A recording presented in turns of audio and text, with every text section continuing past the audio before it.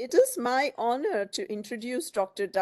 Douglas Brooks, who received his his BS in Electrical Engineering from NC State in 2005. And from there on, he went to Georgia Tech to receive his MS and PhD in Electrical and Computer Engineering.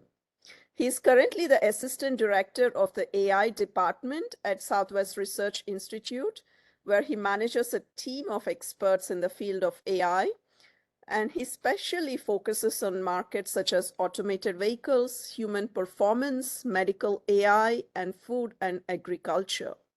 He has over 15 years of experience on computer vision techniques for pattern recognition and decision making with regards to the autonomy of intelligent systems. And we have visited his lab a few months back, and he has some really cool toys in there. So if you some of you are considering internships, it's a great place to work. The floor is yours, Doug. Awesome, awesome. Thank you so much, Daresha. So this talk is definitely as it's presented and the titled, is going to focus on some of the cool projects we get to do, some of the cool toys that we have, and I'll go from there. And if you have questions, definitely feel free to ask them. All right, so just a quick outline. So I'll give a shameless plug of SWIRI. If you don't know about us, we're right down the street from UTSA. I'll talk a little bit about, SWIRI as a whole. I have a couple of slides on that. But then I'll go into some of the, what I call old school machine learning, some of the cool things that we've gotten to do over the years with machine learning, sans deep learning. So without deep learning, how do we actually solve these problems back in the day? And then to where we are now with focusing more heavily, obviously, on deep learning approaches. And then where do we go from here? We're at deep learning right now, and where are we going once we move or to start thinking about and moving beyond deep learning? This, by the way, is our autonomous shuttle. So if you come and visit us, you can actually hail a ride, fill out a form, hail a ride, and hop on the automated shuttle that goes from different locations throughout the Institute. So Southwest Research Institute, or SWIRI, we are a nonprofit 501c3 organization. So that is sort of rare in industry. We are an R&D company, and we are a nonprofit. And so our focus is to benefit government, industry, and the public at large via R&D. And so we don't focus on generating a lot of money. We don't have profit sharing. We don't have, the C-suite even are typically engineers and folks of, the same background as me that are focused really on the tech and how to get the tech out into industry and move industry forward. We do quite well financially. So we have, back in FY 2021, we had more than $726 million in revenue. And what do we do with that money on the books? Well, we put it back into our facilities, we put it back into our teams, and we put it back into research. And so we have an awesome internal research and development program that, people can go and pitch ideas to the Institute scientists, which are the cream of the crop, so to speak, for the Institute, those who are making technical decisions as to where we're going to be going in the future. And so what they're doing there is saying, hey, how do we start investing in new ideas and innovative ideas? And so everything that you see here is sort of the market sectors that we're in. And the tagline really is from deep sea to deep space and everything in between, right? And so we do a lot. If you can think of it, we probably have somebody who has their hands in it at Southwest Research Institute. So very broad capabilities. We literally have rocket scientists here at the Institute, which is absolutely awesome. I never thought I'd be like in the same vicinity as a rocket scientist. And so we actually work really closely with them to do some of the cool things that we get to do as well. This is a little bit dated. So we actually, when this was created, we had 2,800 staff. Now we're approaching 3,000 staff, which is awesome. So we're growing. And we have 11 different technical divisions. And the division that you see here in green is the coolest one. That's the one that I'm in. So I'll talk more about that in just a second as to some of the things we do inside of the Intelligent Systems Division. So this is a spectrum. This is the last slide that I have as a SWIRI plug. This is sort of a spectrum as to where SWIRI typically operates. So if you think about universities and national labs, They typically focus on the fundamental science, right? So theoretical approaches, a lot of academic papers, which is absolutely awesome. They focus less heavily on production. A lot of times with university national labs, if they get into production grade things, they're going to be focusing on creating a company or a spinoff outside of that university lab, right? And so a lot of their focus is going to be on the fundamental science. Move over to industry, they focus more heavily on production, right? They have profit sharing and they have people who are investing into that company. So they actually have to answer to those folks. And so they have to generate profit. And so you think about companies like Apple that are making, the iPhone or making the Macs, right? They have to create products so that way they sell those products and they generate profit from those. Now, it's not to say that both of these entities don't start delving into other areas as well. Obviously, Apple still has an R&D arm, but their main focus is going to be on selling their products too. But where SWIRI comes in, our main focus is on applied research, right? So taking those novel concepts, those novel ideas, showing clients that, hey, this is feasible, right? We're going to create a prototype of this, just one unit to show that this is feasible. And then pushing that out into the industry and saying, hey, now you go and mass produce it or figure out how to make it more efficient. Not to say that we can't do some of those things. We can produce 30 to 35 units of things, but that's not our core focus. Our core focus is going to be on applied research and development. So as I kind of mentioned already, the coolest division out there, I hate to keep saying that. I know we have other SWIRI folks on the team on the call as well, but Intelligent Systems Division is where I work and where my team typically focuses as well. And this is going to focus specifically on automation highlights. So our division really focuses quite heavily on non-conventional areas, right? So I talked about applied research and development. So if you think about companies like Tesla, think about companies like Waymo, when they're generating and creating their automated vehicles, they are trying to figure out a way to mass produce, right? They're trying to figure out a way how to get these things into more and more customers' hands in a shorter amount of time. And so they do a lot of on-road driving, honestly speaking, in a lot of pristine conditions, right? Where SWIRI comes into play is where clients look for us when it's non-conventional type of work.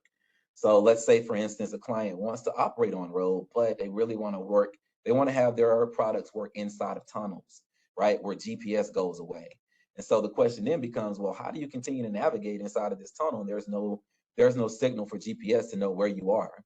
And so we do things like, hey, well, what if we look down at the road using a camera underneath the vehicle so we can now figure out how to localize ourselves when we're driving. Other areas that we operate in really complex environments, we do things like dynamic freight marshaling, right? Where you have an open area, right? You don't have lanes that you're driving on. You have an open area that you're operating in, and you need to be able to autonomously navigate and move and pick up large, heavy pallets and get them into the proper location. We'll work with many other companies such as material handling for forklifts, and we actually have had a lot of forklift projects to date where these types of vehicles, they don't just go in a straight line, right? They can turn in place, and so they need to have omnidirectional knowledge of where they are, omnidirectional viewpoints, and they need to be able to travel in and out of buildings, right? So out of buildings with GPS, inside of buildings, there's no GPS, and you need to be able to travel in that location as well. Other areas that we work in, so military applications, which is awesome, very austere environments where you can travel on road or completely off road, right? You have to know that you can drive maybe on grass, but you can't necessarily drive off a cliff, right? So those things are very important too. And we've been working with the military for, probably, our divisions, we work with the military for at least 15, 20 years now. Fast forward a bit to where we're going, right? So I won't talk a lot about the automated MRO on this particular slide because I have more slides that are going to talk about more robotics. But we're now moving into space, right? So I mentioned earlier that it's really cool to have space sciences and people who are literally rocket scientists right down the hill from us, and we can go and talk to them about, hey, how do we start getting some of our robotic units into space, right? How do we start taking, what we know on the Earth, in terrestrial land and navigation? Now, how do we start making our systems robust to space travel, robust to space exploration? And so we work really, really closely with them to be able to do those things as well.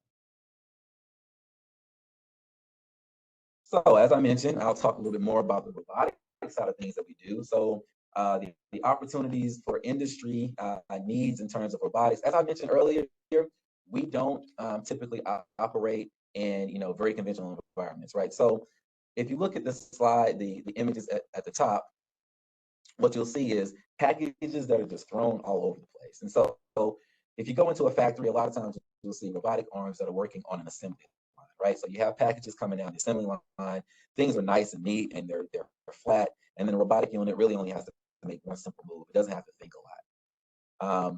For us, clients come to us and say, yeah, it would cost us a lot of money to try and go to make this organized. So can you figure out how to go and grab these packages in this crazy, messy environment? And then we say, we think we can. And so we try and do it. And so within this particular packaging environment and even an environment where you see metal that's in bins and just kind of thrown into the bins and not neatly organized or stacked, what will happen is we would create a unit where we can visually inspect where should the robotic arm go, how should it figure out how to orient itself, and then go in and grab and pick up a unit properly and then place it where it needs to be. And so again, another unconventional sort of environment in which we can continue to operate and function quite well to solve these really hard problems for our clients. Other things that we do, we specialize in painting units. So this particular video is going to be showing some robotic work where we're doing a special type of military grade paint. So this paint is actually really difficult to spray because of the force of it itself, right? The paint itself is quite difficult to actually spray onto vehicles. And so having a robotic arm that can, pressurize and create that amount of force that's needed is quite special. But the other special part that we do is that we scan the object itself, right, that we want to paint, and then we create a unique planned path for that particular object. So while we're looking right now at this particular military vehicle, it could be any kind of vehicle. It really doesn't matter for us. And so we'll go in, have that object scanned, and then the robotic arms that you see here can actually now go in and figure out specifically based on that scan and plan, it can go in and figure out exactly where it needs to paint and spray the paint on uniformly.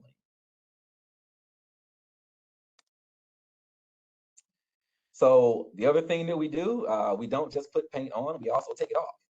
So laser painting removal is something that I think is one of the most unique, one of the coolest things that we've done within our division. So this robotic platform that you see is one of the world's largest. At the time, it was the world's largest. I'm not sure if it's still the largest to date, but one of the world's largest robotic platforms that has ever been built. The cool thing about this is that number one, it's a mobile unit. So first of all, it's on a mobile base, so it can move around a commercial airliner. Also, not just the mobile base, but the mobile manipulator and manipulation needs to be able to know where it is within the environment for the aircraft. And we then go in and utilize IR cameras, RGB cameras, and we utilize a special process to know how much laser, for lack of a better word, how much force we need to apply with our laser in order to strip off the paint while not ruining the actual hull or the integrity of the metal of the commercial airline. And so you can see down there in the bottom part where we stripped off the paint and we completely left the metal intact. And then the robotic unit will go around the wing, will go up and over the wing itself to know exactly where it is. So that way we don't damage the aircraft, and we go in and continue to strip off the paint very uniformly, such that, this particular aircraft unit can then be repainted and flown again.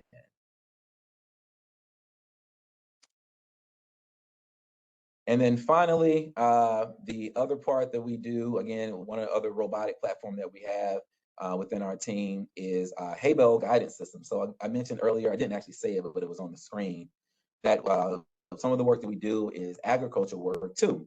So this work is with a client that we've been working with for quite some time, since 2012, where we produce the technology and they produce the platform. So the technology is, well, they want to recognize hay bales. And you can imagine this can be a little bit challenging because hay bales themselves are very uniform, right? So they are cylinders. And so how do you know what side of the cylinder you're on, what side of the hay bale you're on, in order to go and manipulate it and pick it up? Earlier on, we were just using LiDAR. So those scan lines that you saw, we were just using LiDAR to figure out where the hay bales are. We since then added some camera to give us a little bit of a boost as to knowing where we are for the platform. And so the goal then is to localize yourself in the environment, in a wide open environment, no roads, right? We're in an agricultural environment, wide open environment. Go and localize yourself, localize the hay bale, go and pick it up, manipulate itself, add as many as you can onto the platform, and then go and load them into a row. And so this is big business for the agriculture industry. Hay baling is absolutely huge. We buy our own hay bales to demonstrate this functionality and feasibility as well. But you can see now it's picked up 3, and then it's loading them in a perfect line. And so once it's loaded in a perfect line, then the farmers can go and manipulate them however they need. Either they load them up on a truck or they leave them in place for whatever reason they would need them to do. And this is quite cool. So we, us with the team, with the client, won the best field robotics back in 2021. So this is just an example of all the internal AI research projects that we do. This is actually a bit dated. So this is 2 years old. Since then, we've done way more.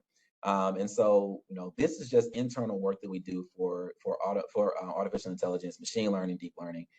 We apply it in many different areas from, transportation, wrong-way driving, human performance, and I'll talk more about those things later on, even to just off-steer navigation and things like that as well. And the numbers that you see represent the division. So you see Division 10, which is the division that I represent. But we also have work with Division 16 and 18, which does other types of work as well, such as biomechanics and then military-related applications. All right, so turning our attention to some of the fun things that we've done in the past. So remembering some of the old school or old days, I really like to call it old school. Some of the old ways of approaching client desired applications for machine learning, right? So remember, this is before deep learning, right? So when I first started here, deep learning, wasn't quite at its prominence, wasn't a thing yet. And so from the core of what we do and what we've been doing and still do today, we detect things, right? So if you think about machine learning with respect to image processing, we detect things, right? And so you can boil it down to that. And our clients come to us asking for many different types of things, whether or not, they want to use expensive hardware. Like most of our military clients, they'll throw what I say, everything in the kitchen sink at a particular problem, and then they'll scale back later on. And so a lot of times we get to work with really expensive equipment with them. But then a lot of our commercial clients will come and say, well, we really want to start super cheap because we have a goal and a plan to start selling these things one day. And so they'll start very, very inexpensive. And we'll have to work with different types of cameras. So some of the cameras that we work with are going to be board level cameras, ribbon cabled. The things that we have to know, it requires knowledge of optics for us. So, we may go and buy a sensor that the client is wanting, but then we have to pair it with the correct lens. So what lens do you buy such that you don't have vignetting of your image, right? Where you don't have parts of your image that are cut off on the side and you can no longer use that space because you haven't purchased the right lens that goes along with the sensor. They also have varying levels of resolution. It's always fun to have a client come and say to us, yeah, we want to do this really, really challenging thing, but we only want you to use a VGA camera. And we're like, okay, well, the trade-off is that we can do it, but you're only going to see about 10 feet in front of you. And so it's always fun to give them a dose of reality also. But the levels of resolution, knowing those things, help us have discussions with our clients as to what's feasible and what's not. And we'll try just about anything, but we want you to be on the same page as us as we're trying these very difficult constraints that you're giving us.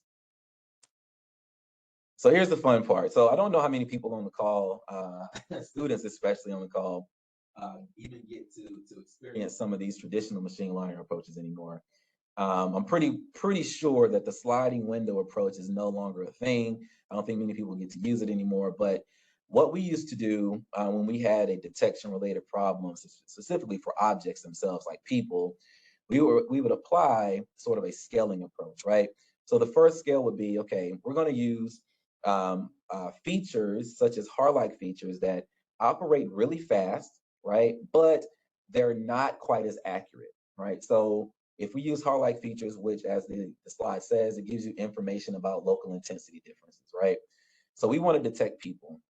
And then we're going to go in and put these HAR-like features into the image space and start training and using this as a way to detect, local intensity differences within the image. So HAR-like features may say, okay, I can weed out and figure out the difference between a person and a car, but I might not be able to give you a difference between a person and a tree, right? So I can kind of give you, this is a structure that kind of looks cylindrical, and if there's a pole there or a tree there, I'm going to say it's a person also. And so we would pass that in and say, okay, we've run through the entire image on HAR-like features. The next step is, let's just take what HAR-like features have given us as potential people and pass that along to a more accurate feature, such as histogram of oriented gradient, so HOG features. And so that will give you information about edge location and orientations. And HOG features run a lot slower, or they used to run a lot slower, but they were more accurate. And so now you can start doing things like, well, I know the difference between a person and a tree because of these particular gradients that are giving me information, giving me mathematical information that is useful. And so from there, we would pass these through what we call the sliding window approach and this scaling approach as well. And we would do this at different scales. So we may do it at, maybe 10 feet in front of us. We would go out and do it again at maybe 20 to 30 feet in front of us, and so forth and so on. This process was labor intensive, but it worked. And so we would have classifiers such as support vector machines, k-nearest neighbors, and things like that as well. So what do you get from that, right? So oftentimes we would get something like this where we are detecting a person. It's like, oh, right, we're detecting a person, but wait a minute. We kind of want to detect all the people in the image, not just this person. Where do we go wrong? And so we would have to go back and debug, just like people still have to debug right now for deep learning. And we'd have to say, what happened? Well, if you look at this particular image, we would say, oh, wait a minute, this person has their shirt tucked in. Nobody else in this image has their shirt tucked in. Something's wrong. What did we go wrong when we engineered our features? And lo and behold, in this particular image, we did put in the past a box right there for the hog feature that said, oh, maybe this is a feature we should use. We went back and said, oh, wait a minute, maybe it's a feature that we should not use, because this indicates that every person that has their shirt tucked in can be classified or identified, and anybody who doesn't can't. So wouldn't it be really bad to have a vehicle that's out there that can only recognize people that have their shirt tucked in? So, fortunately, we were able to catch this during our testing process. We can make an easy, simple fix, and we can go and remove that box. And then now you can start detecting everyone in the screen, right? These are really, really old images. And so, you can have OpenCV, things like off-the-shelf OpenCV, like we used to do back in the day. But, you can start applying some of the knowledge that we know and understanding with our engineered features. Removing that box gives you a very simple fix, and you can start detecting all the people in the image. You can also apply things like stereo imaging, which is what we used to do, so giving us depth information to be able to give you distance as well. And it also helps out in your detection algorithms. So those are generic things that we did, right, for detecting people. What about a specific project? So this is a case, an example of a specific project that we have with the client. They wanted to recognize traffic signals. And I know today this is a lot easier with deep learning, but it was quite challenging back in I think this was done in 2013. So the objective of the project with the client, they came to us and they said, hey, we want to detect and localize traffic signals. We want to classify the current state of the traffic signal, which can be quite challenging depending on where you are. So if you're in the United States, we have certain restrictions and orientations when it comes to the restrictions for orientations and things like that when it comes to how a traffic signal is set up in the United States. And that may be different in a location like Japan. So on the left-hand side of these images, or on these images here, this is one that's in the United States. This is a Japanese-related traffic signal. And so you can even see things like this in the United States, but what you don't see typically in the United States is an arrow that may be pointing diagonally. And so in Japan, they all very often have arrows that point diagonally, which is quite interesting. And so you run into those types of things as well, where you have to say, do we need to create a different architecture for Japan versus the United States? And so you learn those things as you're working with the client as well. They also wanted to have a single color camera, so we couldn't have depth information. They wanted to be, as I mentioned earlier, robust to orientation, but also robust to illumination. And why is that important? Well, we typically say, well, all traffic signals are going to have red, yellow, and green. But what we learned and what we didn't configure or think about is that sometimes those colors can look different depending on the sensor that you're using, depending on the color camera that you have. We had one color camera that where the image showed the green lights as looking blue. And so those things come into play as well. And then finally, they wanted to run it to operate in a dense urban environment. So how do we approach this problem? So we told the client, well, there are many ways that we can do this, but how about we start with an evaluation of multiple cameras? Why don't we take at least 3 cameras? We know you want, single RGB cameras or single color cameras. How about we create a CAD model, put all of our hardware into that CAD model, into that fabricated unit, put all of our hardware into that, and then put that onto a vehicle and collect data with different cameras so you can see the responses to the illumination, responses to the environment, whether we're operating in day or night. How does that change in the environment based on the cameras that we have? From that point forward, we would then say, well, now we need to develop the detector and the state estimator. So the detector and state estimator, the tree structures that you see on the left, on the right-hand side, we indeed had to create 2 different structures, one for Japan, one for the US. You probably can gather that this client may have been a Japanese client, but we had to create 2 different structures because the lighting and the lights were actually different from one country to another. I believe that problem is probably more or less solved when it comes to deep learning. But anyway, I'll talk about that a little later on. And so from that point forward, we created that classification structure, and then we need to go and test and experiment. And so we were able to, one way of testing is online or, offline via data. Another way of testing is in real time. So what were the results, right? So the fun part about this is that we got to create our own GUI. We literally made our own GUI for this. We would take in lots and lots of data that we've captured, data that the client may have captured as well. We would utilize that data to create our own, basically we created our own automated testing environment, right? So with this GUI, what we were able to do is we could load a state estimator that had multiple different types of feature vectors, different types of feature plugins, different type of classifiers, and we could test all different types of combinations. With those combinations, then we would create a receiver operating characteristics curve or a ROC curve at the bottom. And then from that point, you could then say, oh, how am I performing based on distance? So the other things that the client wanted to know is, what does it look like from 10 to 20 meters, 20 to 40 meters, and then out to 60 meters? And you can see just how well your system is performing over time and over distance, not over time, but over distance. And so we completely automated that process, and we could tell you which type of classifier is performing, classifier and detector combinations are performing the best.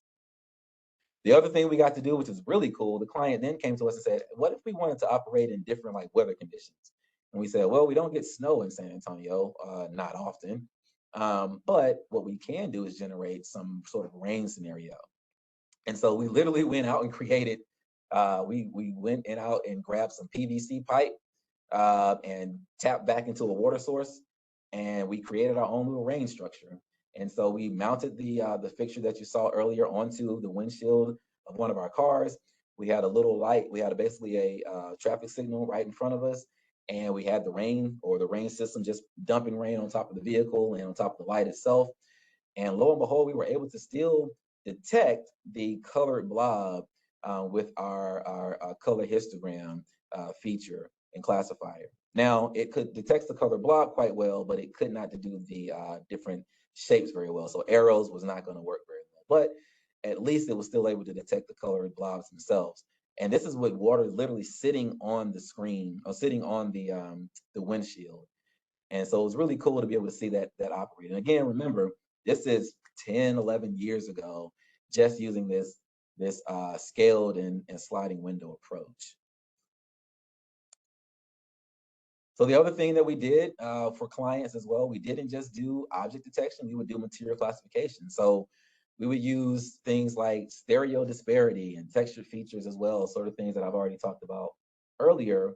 And then we would also use tree classifiers, right? So decision trees and random forest classifiers to literally classify every pixel in the image. So some of the texture features that we would use are things like textines, local binary features, statistical features as well, that gives you like means and standard deviations for the color pixel values.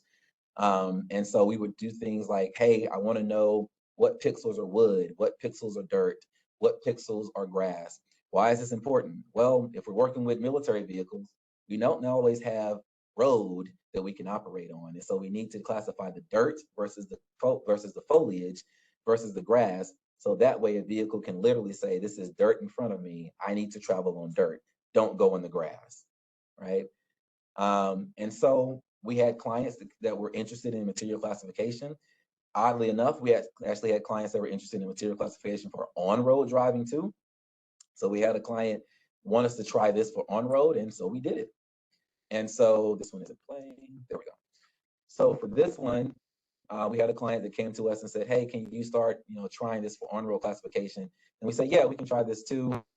So we literally had 3 classes. The 3 classes were road, lane line, and non-road, non-lane line. So anything else, right? Other. So everything that's other is colored red. Everything that is lane line is yellow. And then everything that is road is colored gray.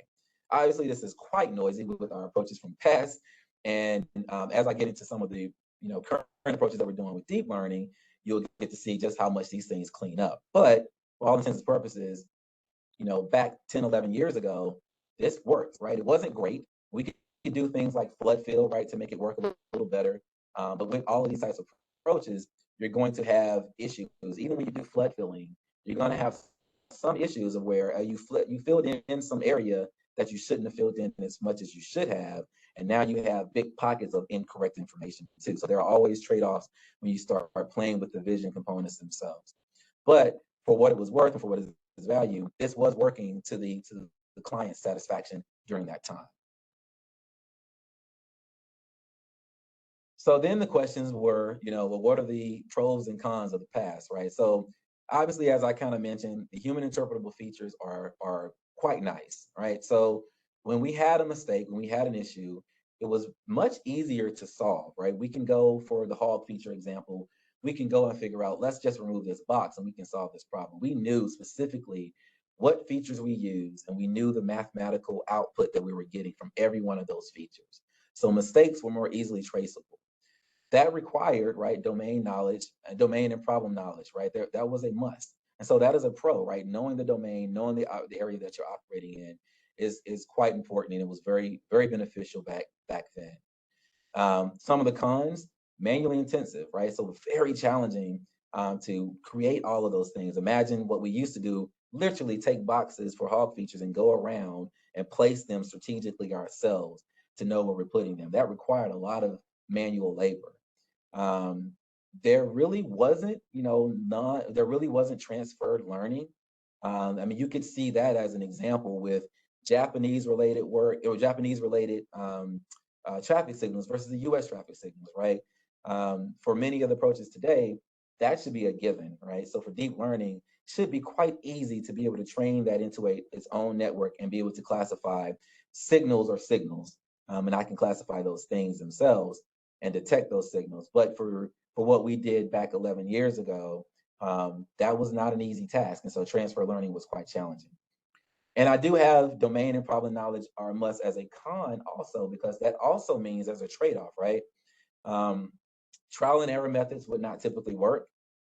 You must know what type of features you're using. And for me, in my honest opinion, that actually slows down progress, right, towards problem solving. So you have to pay attention, specifically to, how you're creating those features versus just letting the network solve the problem inherently and then turning your mind and your focus to other areas. And so domain and problem knowledge are a must, or both a pro and a con for what we used to do back in the day, or back in the old school. So where are we now, right? So deep learning, of course, right? We've turned our attention, obviously, to deep learning. Everyone's using it for everything. The old school, the old way seems to be kind of left by the wayside. So again, around 2015, we made the jump just like everyone else. And so we started utilizing neural networks and deep learning specifically for improved object detection. So this video is highlighting what we've done in downtown Tokyo. As you can probably tell, we get to do a lot of work with Japanese clients. And so we literally stuck a camera onto a taxi cab and said, hey, drive around for a little bit if you don't mind. And we're just going to take this data back to the US and we're going to process it. And we're going to detect vehicles and we're going to detect people. And so using our neural network approach, we can detect people and vehicles in highly densely, populated environments. This is in the Ginza district, so very densely populated environment. We can detect people with occlusions. So deep learning is robust to occlusions, obviously. And so with the accuracy, with the inherent process that allows the learner to learn on its own and converge onto something that's much better than what we used to do in the past, it was quite helpful. One of the things that we do to constrain our problems is that we focus quite heavily on the location as to where we're operating. What that means is within the image itself, we don't allow our network to start searching for people and vehicles and places that they should not be, right? Vehicles should not be falling from the sky, nor should people. If they are, we have a different problem, but that is not our focus. And so what that allows us to do, if you can kind of see these green platforms or these green lines on the screen, we focus on, hey, this is the ground segment. This is the location as to where the vehicle or where the image should be operating and viewing. And then we can actually just detect and run faster just by looking in those specific areas instead of looking at the entire image. Material classification is much improved too. So just like I said earlier, when we had the client that wanted to do on-road material classification with our former approaches, it was quite messy, right? So we had lots and lots of poor classifications, but it was good for what we were using.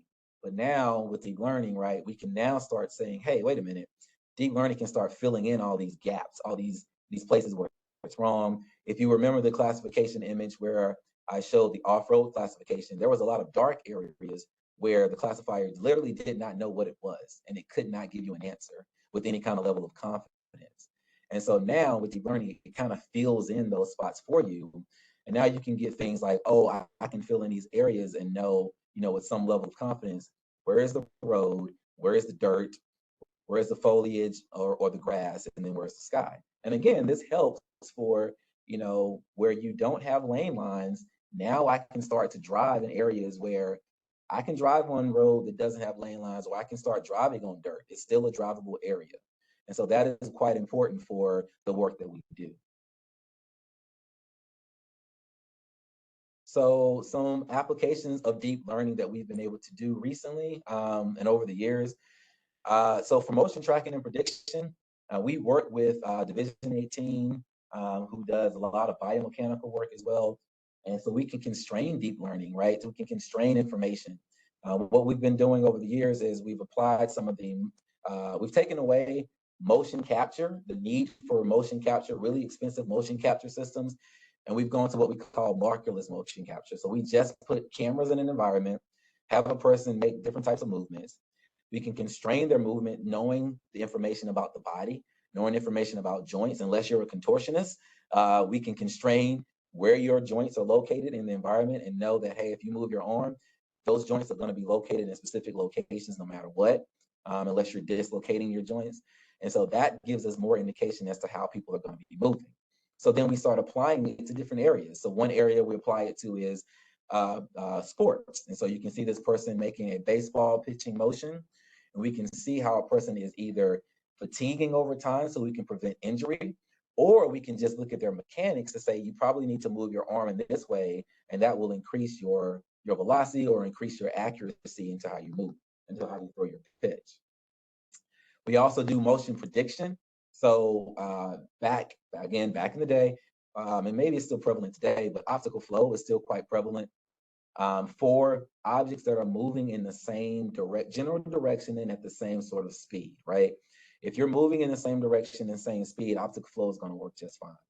But what happens when you change your motion suddenly, right? So if you're a person, obviously you can start walking and go to a run immediately, or you can walk and make a turn. And when you make that sudden change in motion, optical flow for a brief moment is going to break down and not know what's going on. But for what we're doing with this high fidelity of information with the person's joints, we can now predict when a person's going to start running or when a person's going to make a turn. And that way we can start having more safety features in mind.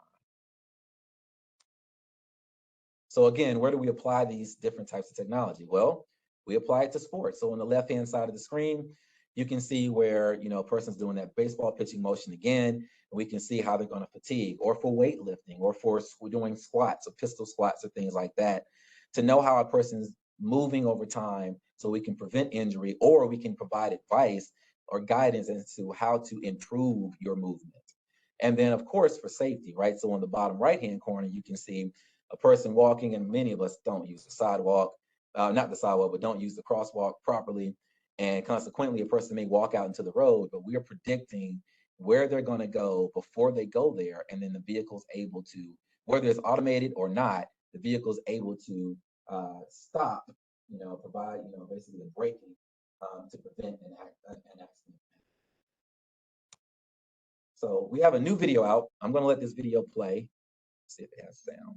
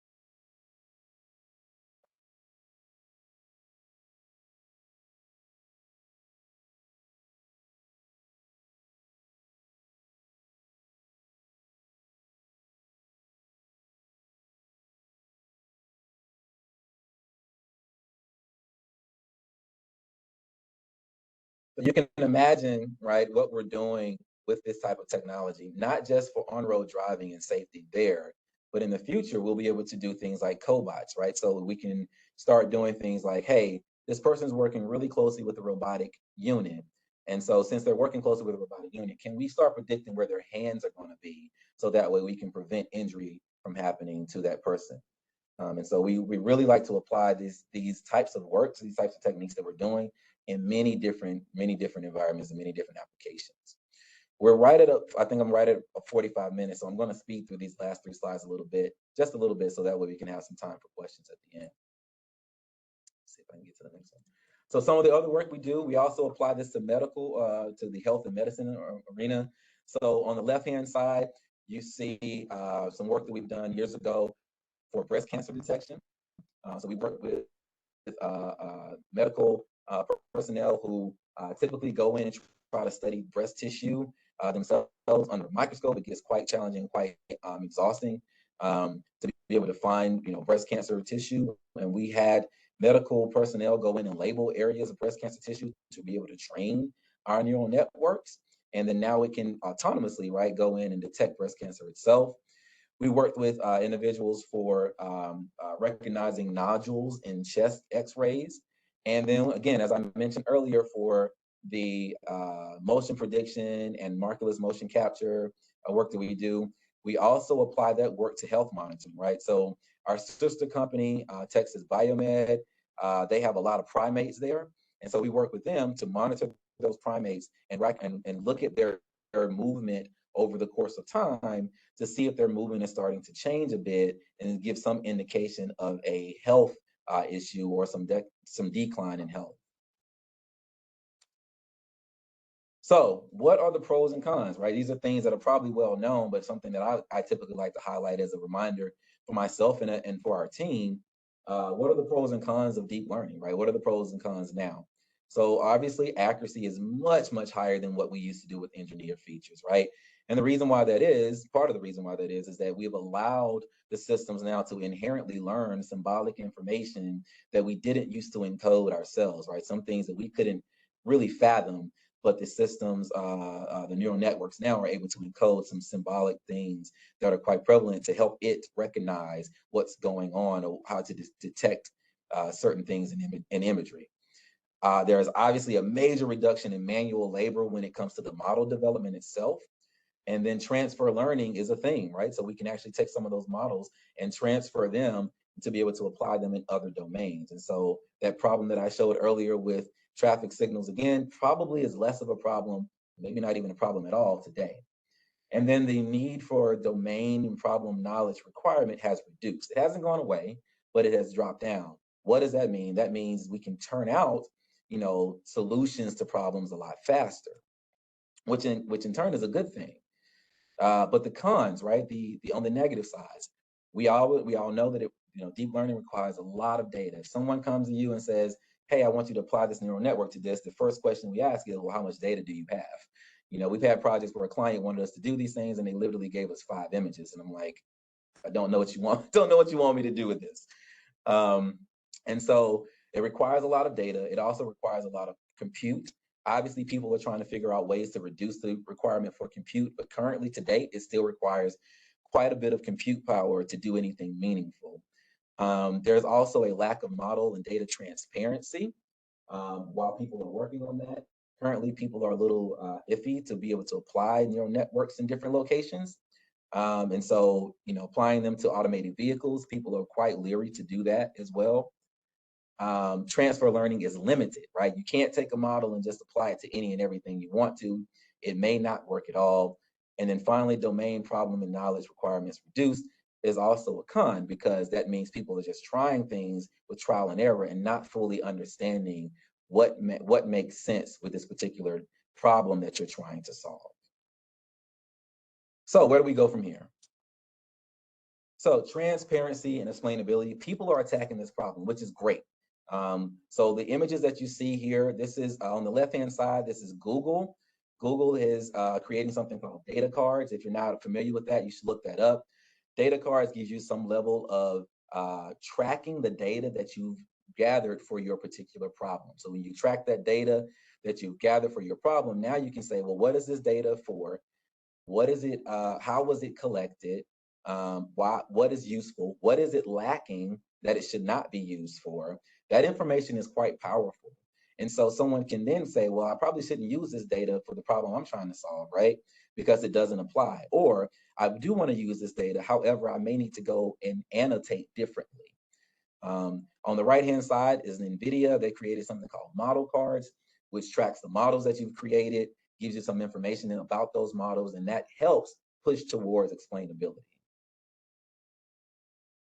I like to put this slide up for people. If you're not familiar with Gartner, they produce something that's called the hype cycle. They do it for artificial intelligence. They do it for many other types of tech as well. Take it with a grain of salt. They don't know everything, obviously, but they do quite a bit of research to be able to gather their information to give you an indication as to where the hype cycle is. I kind of agree with them on some things, especially for automated vehicles. Right now, we're sort of in the trough of disillusionment. People are now saying, well, automated vehicles can't do everything yet. We can't have level 5 autonomy right now, but we'll come out of that at some point, and then we'll start pushing to reality. It's always interesting to see where we are on the hype cycle for new technology. So I would encourage people on the today to look at where we are now. Neuromorphic imaging computing, fantastic. Neuromorphic computing, sorry, fantastic. Physics informed AI, fantastic as well. So I'll leave you with two things. Limitations can be powerful. Some things that deep learning are limited at: reasoning power, right? Specific use cases and narrow applicability is a thing as well. It lacks introspection, sort of like, humans have introspection as to, knowing what we know, knowing what we don't know, knowing our self-awareness. And it has some contextual information, but it lacks what I consider overall contextual information, right? It lacks historical information too. I explained that a little bit based on the image you see, the images that you see in the bottom. So right now, people, as I mentioned earlier, are solving the pristine environment for automated vehicles. But what happens when the environment changes? What happens when there's snow on the road or when there are cones and things like that in the environment? How do you still drive, right? We as humans can adapt very, very well to these changing environments. Right now, neural networks don't adapt very well to this type of information because they look at some of the minute detail, but they sort of miss the broader picture. So I would encourage people to start thinking about and looking at things in a broader fashion. So the final thoughts, I really like the image that Dr. Merkel put up with regards to how the human brain is different from computers. That is a big deal. So think about that when you're trying to solve something new. How are you trying to attack a new problem? How are you trying to go and do your thesis, right? Instead of doing something that's a minute or small difference, think about being a game changer and something very different. Cognitive reasoning or feedback online, I think, is a big deal as well. That may, create or require some level of freedom for the networks to learn or for our processes to learn differently. Long-term memory, questioning how is that different from offline training. And then the last statement that I'll leave, and I want to leave time for questions. The last statement that I'll leave you with, or something, a thought, is speed and accuracy are not always king, right? Or many times when I read papers, review journal articles, review articles for conference submissions, and even when I go to conferences, many people that I see are trying to increase the accuracy by 1 or 2% or increase speed just a little bit more. But speed and accuracy aren't always the best things. Think about how humans have different levels of functionality. We have speed and accuracy for our reactive, our reaction, our reactive controls is what we like to call it, to prevent injury to ourselves. But we also have delayed thought as well that allows us to think broader. And so humans have varying levels of output. So start thinking about those things whenever you're trying to solve different and unique problems as well. So that is where I'll leave it for the slides themselves. And if you have any questions, please feel free to ask if we have enough time. Thank you, Doug. Those are some very, very interesting applications that you're working on. And I think it's a different type of talk for the students also to see the wide range of applications that can benefit from AI. So yes, the floor is open for questions. I have Tej. Tej, go ahead. Hello, hi, can you hear me? Yep. Yes. Yes. Yeah, so actually my question ties into what you just touched on towards the end, which was on contextual information, where you were talking about the AI's, need to adapt to circumstances it's not seen.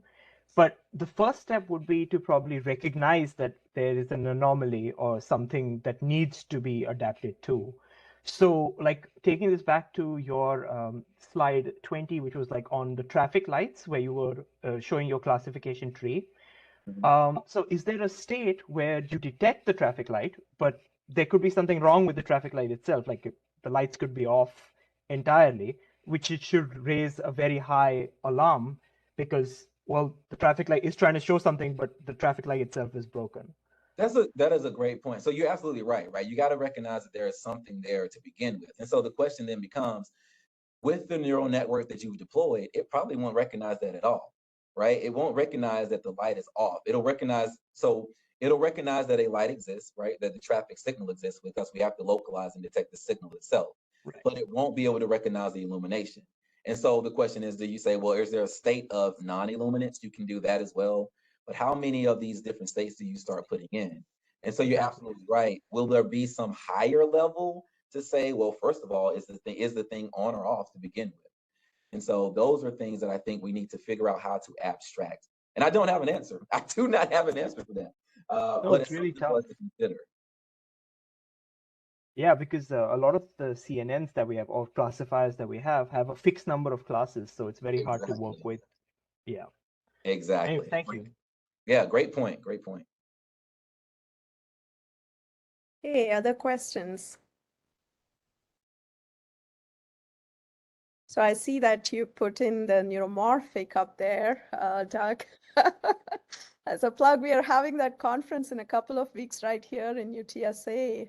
We'll have all the big researchers in neuromorphic coming in here. But to your technology that you had where you are trying to use this cameras on the autonomous vehicles to detect or predict in certain cases what's going to happen. What is the Right. latency in the prediction? And are you relying primarily on the speed of the camera here, or are your models also helping you to kind of help in that prediction process? I mean, they are, of course, helping, but I guess to what degree is my question, I think. Yeah, no, great question. So it's a trade-off depending on what you have. So and it's also a trade-off based on how far you're looking too. Mhm, So the camera is a factor. The camera itself needs to have the appropriate speed. The resolution of the camera is also a factor. So if you right. have low resolution, you can operate fast, but it's not going to see very far. Mm-hmm. I don't know the exact numbers, but I do know our prediction operates in milliseconds. Mm-hmm. And the reason why it's so powerful is that we don't try to track and predict over long courses of time. We only do sudden changes in motion. So that gives us an indication as to what they're going to do in the immediate future. If we're trying to track them and predict over long courses of time, Mm-hmm. that's where you still apply optical flow because they're doing this for a long period of time. It doesn't matter. And so that sudden change in motion in milliseconds is quite unique and quite important. But So, the network itself also plays a role too. Go ahead. right. So that's I mean, I'm thinking more about this from the context of continual learning, which is a problem we deeply are interested in. Um, so if you're looking at that shorter time scales, but that behavior perhaps in certain cases may not be important for your long-term observation window, but in Mhm. some cases, those behaviors, especially in sports or other scenarios, like someone playing in the soccer or some other game, I think you might want to absorb these short-term anomalies into your long-term prediction somehow. Is that something you're doing, or is it just observing in the short-term windows? So when we did this work years ago, when we Mhm, tried to use the same network for the longer term window, it actually started breaking down and mhm. not predicting Yes. well. So that was a problem. So I think Omar Medjari, who graduated from UTSA with his master's, um, he has done a study on longer term windows as well into different networks. And so I think the next step would be, are we going to use the same network or are we going to apply a different network to sort of look at the longer term window as well to be able to not predict, but provide more information there? I don't think our current approach is going to give us what we're looking for with the longer term window. We would have to do something different. Yeah, I think you can benefit from using some of the deep continual learning models that are out there to do that long-term prediction. Yeah, Agreed. Agreed. Yep. yeah. Other questions? See, Anurag?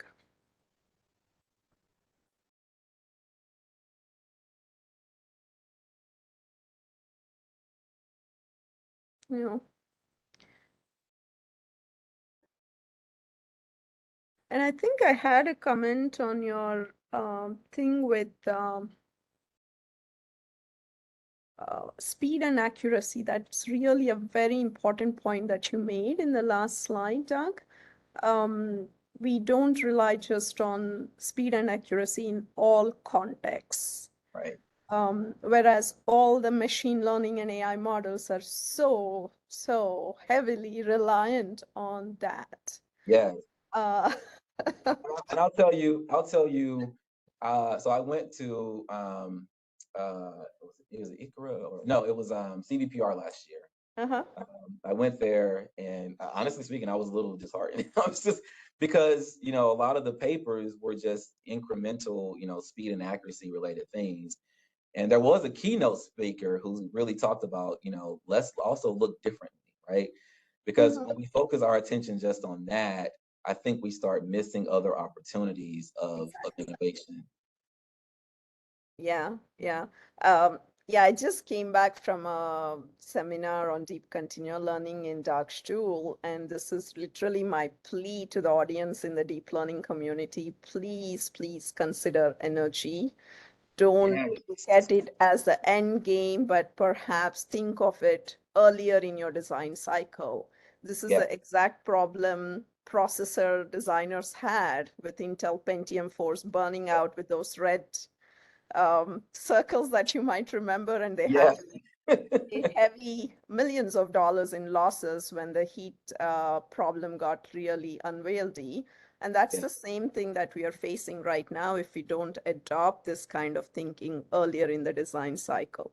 Energy is one, but like what you said, the other one, explainability and transparency of your models is the other vector to it that needs to be definitely considered. Absolutely. Absolutely. Yes, I totally agree. Yeah. Yeah, I think we're a little over time. I think some of our students have to go to other classes, but I think this was really helpful, Doug, for us to kind of look at the application space. And feel free to reach out to Doug if you have questions on the specific applications. Absolutely. I don't know if people are Your still there. email ID somewhere over there, right? Yeah, I was gonna leave my email. Well, I don't know if my contact information is on the Matrix website, but if not, Yeah, it is on the Matrix okay. website. So you should be able to reach out to him. Um, thank you so much and keep on doing the fun work, I guess. Absolutely. Thank you so much for having me, and thank you all for listening Yeah. in. Bye. Bye.